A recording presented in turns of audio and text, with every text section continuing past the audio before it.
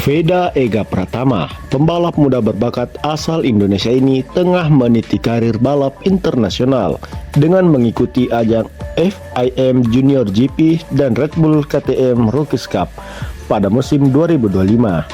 Seiring dengan itu, muncul pertanyaan mengenai kemungkinan Veda untuk naik ke kelas Moto3 pada musim depan, mengingat usianya yang belum mencapai batas minimum yang telah ditetapkan. Federasi Sepeda Motor Internasional (FIM) menetapkan bahwa usia minimum bagi pembalap untuk berkompetisi di kelas Moto3 adalah 18 tahun. Namun, terdapat pengecualian bagi pembalap yang berhasil meraih posisi 3 besar dalam klasemen FIM Junior GP atau Red Bull KTM Rookies Cup. Mereka diperbolehkan naik ke Moto3 pada usia 17 tahun. Veda Ega Pratama lahir pada 28 November 2008, yang berarti ia akan berusia 17 tahun pada 28 November tahun ini. Dengan demikian, pada awal musim Moto3 2026, usianya sudah memenuhi syarat minimum 17 tahun yang ditetapkan untuk pengecualian tersebut. Skenario menuju Moto3 musim 2026. Agar dapat berlaga di Moto3 pada musim depan, Veda harus memenuhi salah satu dari dua kriteria berikut.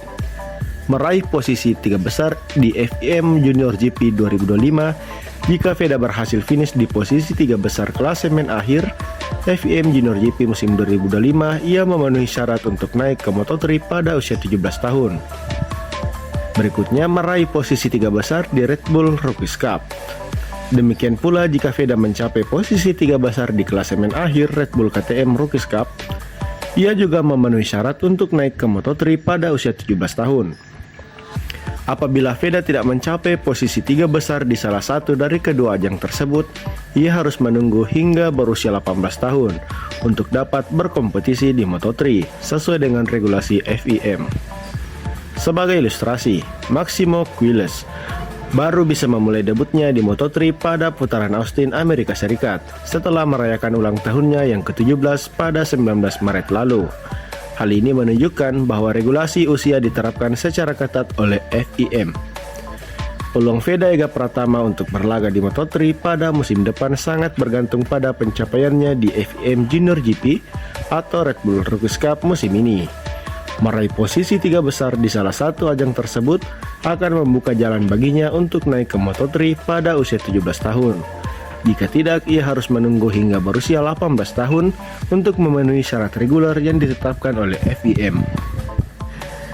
Miguel Oliveira, pembalap tim Prima Pramac Yamaha, dipastikan absen dalam Grand Prix MotoGP Qatar yang akan berlangsung pada 11 hingga 13 April 2025 di sirkuit Losail. Posisinya akan kembali diisi oleh pembalap penguji Yamaha Augusto Fernandez yang sebelumnya menggantikan Oliveira di Grand Prix Amerika Austin kemarin. Oliveira mengalami dislokasi pada sendi sternoclavicular kiri serta cedera ligamen akibat insiden saat sprint race di Grand Prix Argentina.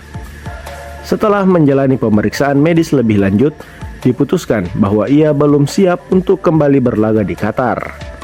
Keputusan mengenai partisipasinya di balapan berikutnya akan ditentukan berdasarkan perkembangan pemulihannya. Augusto Fernandez yang sebelumnya kehilangan posisinya di tim Tech3 KTM telah menandatangani kontrak sebagai pembalap penguji Yamaha. Dalam penampilannya di Austin menggantikan Oliveira, Fernandez berhasil finish di posisi ke-13, memberikan kontribusi positif bagi tim. Kehadirannya di Qatar diharapkan dapat terus membantu Yamaha dalam mengumpulkan data teknis penting untuk pengembangan motor M1.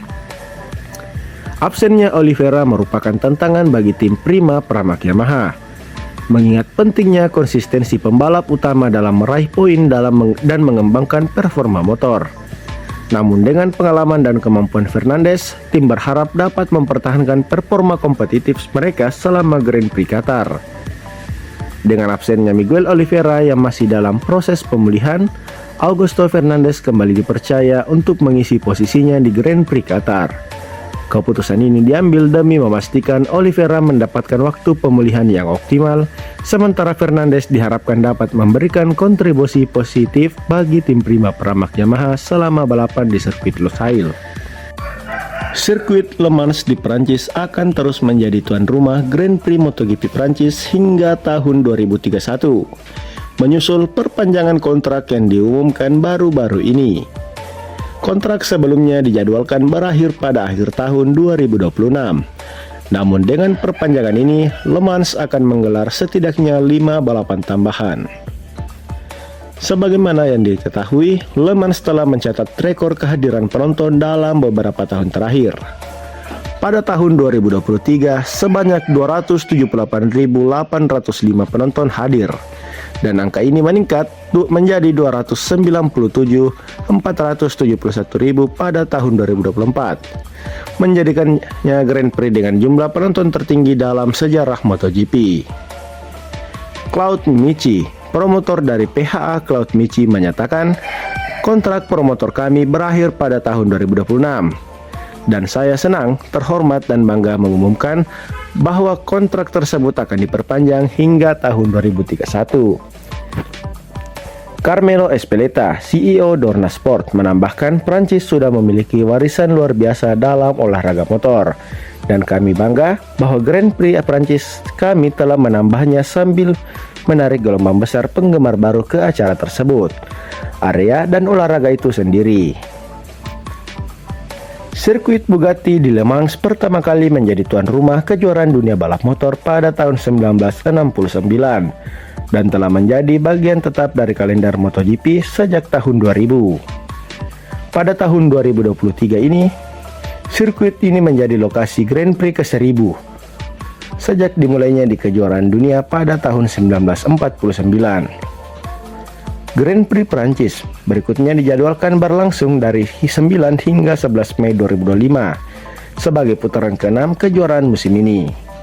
Perpanjangan kontrak ini menegaskan komitmen Dorna Sport dan pihak penyelenggara lokal untuk mempertahankan Le Mans sebagai salah satu sirkuit ikonik dalam kalender MotoGP, memberikan pengalaman balap yang spektakuler bagi para penggemar di seluruh dunia. Stanley Michael Bailey Hailwood, yang lebih dikenal sebagai Mike Hailwood atau Mike the Bike, lahir pada 2 April 1940 di Oxford, Inggris. Ia dianggap sebagai salah satu pembalap motor terhebat sepanjang masa, dengan karir yang cemerlang di berbagai kelas balap motor dan bahkan di ajang Formula One. Mike Hailwood memulai karir balapnya pada usia muda, didukung oleh ayahnya yang memiliki bisnis sepeda motor. Ia dengan cepat menunjukkan bakat yang luar biasa, memenangkan berbagai kejuaraan nasional sebelum akhirnya meraih sukses di tingkat internasional. Pada usia 21 tahun, Hailwood meraih gelar juara dunia pertamanya di kelas 250 cc. Selama karirnya, ia mengumpulkan total 9 gelar juara dunia dan 76 kemenangan Grand Prix, menjadikannya salah satu pembalap paling sukses dalam sejarah. Salah satu aspek yang membuat Hailwood begitu istimewa adalah kemampuannya untuk beradaptasi dan memenangkan balapan dengan berbagai jenis motor dari berbagai pabrikan. Ia berhasil meraih kemenangan dengan motor-motor dari Honda, MV Agusta, dan Norton, menunjukkan fleksibilitas dan keahliannya yang luar biasa. Kemampuannya ini memberikannya julukan Mike the Bike. Setelah pensiun dari balap motor pada tahun 1967, Hailwood beralih ke balap mobil. Ia berkompetisi di Formula One dan ajang balap mobil lainnya, bahkan meraih 2 podium di Formula One. Namun, kecintaannya pada balap motor membawanya kembali ke ajang tersebut pada tahun 1978. Pada tahun 1978, setelah 11 tahun absen dari balap motor, Hailwood membuat comeback yang menakjubkan di Isle of Man TT. Mengendarai Ducati, ia memenangkan kategori Formula One TT, sebuah prestasi yang dianggap sebagai salah satu pencapaian terbesar dalam sejarah balap motor.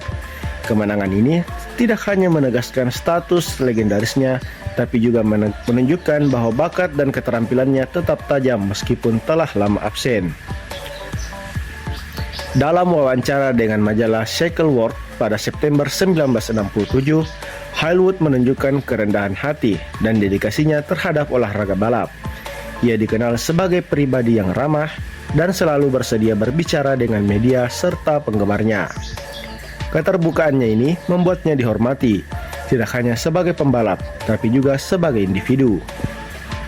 Tragisnya, Hailwood meninggal dunia pada 23 Maret 1981 akibat kecelakaan mobil. Namun, warisannya dalam dunia balap tetap hidup. Banyak yang menganggapnya sebagai pembalap motor terhebat sepanjang masa. Pada tahun 2000, FIA menobatkannya sebagai legenda Grand Prix. Sebuah penghormatan atas kontribusi dan pencapaiannya yang luar biasa dalam dunia balap motor. Mantan pembalap MotoGP dan kini pakar televisi Alex Hoffman memulai babak baru dalam karir penyiarannya dengan berkolaborasi bersama BMW untuk presentasi lintasan dalam siaran MotoGP oleh Servus TV. Perubahan ini terjadi setelah berakhirnya kemitraannya dengan KTM, yang sebelumnya menyediakan motor untuk segmen tersebut. Pada akhir pekan Grand Prix MotoGP Austin, Hoffman juga pertama kalinya menggunakan BMW M1000RR yang juga berfungsi sebagai motor pengaman resmi MotoGP. Ia menjelaskan bahwa keputusan untuk beralih ke BMW didasarkan pada ketersediaan motor tersebut di lokasi dan hubungan panjangnya dengan grup M BMW, termasuk pengalaman sebelumnya dalam balap mobil bersama mereka. Di Austin, rencana awal untuk melakukan presentasi lintasan pada Jumat sore terhambat oleh cuaca buruk, sehingga slot waktu tersebut dibatalkan oleh Dorna. Namun, Hoffman diberikan kesempatan pada Sabtu dalam sesi khusus untuk menumpang 2 kursi, memungkinkan pengambilan gambar untuk segmen televisi. Meskipun sudah lama tidak mengendarai BMW, Hoffman merasa cepat beradaptasi dengan karakteristik motor tersebut, mengingat pengalaman sebelumnya dengan merek tersebut sekitar 10 tahun lalu. Hoffman sangat menantikan Grand Prix di Mugello pada bulan Mei, di mana ia berharap dapat mencapai kecepatan hingga 300 km per jam. Dengan BMW M1000RR, ia mengungkapkan kegembiraannya terhadap potensi motor tersebut, terutama dalam mencapai kecepatan tertinggi di lintasan lurus Mugello yang terkenal panjang itu. Meskipun tidak lagi menjadi duta merek untuk KTM, Hoffman tetap mengikuti perkembangan tim tersebut. Sebagai seorang simpatisan keluarga Oranye, ia berharap agar tim KTM dapat kembali jalur positif dalam kompetisi MotoGP. Kolaborasi baru antara Hoffman dan BMW dalam presentasi lintasan MotoGP menandai fase menarik dalam karir penyiarannya. Dengan antisipasi tinggi untuk mencapai kecepatan 300 km per jam di Mugello, pemirsa dapat menantikan segmen lintasan yang informatif dan mendebarkan dalam siaran MotoGP mendatang.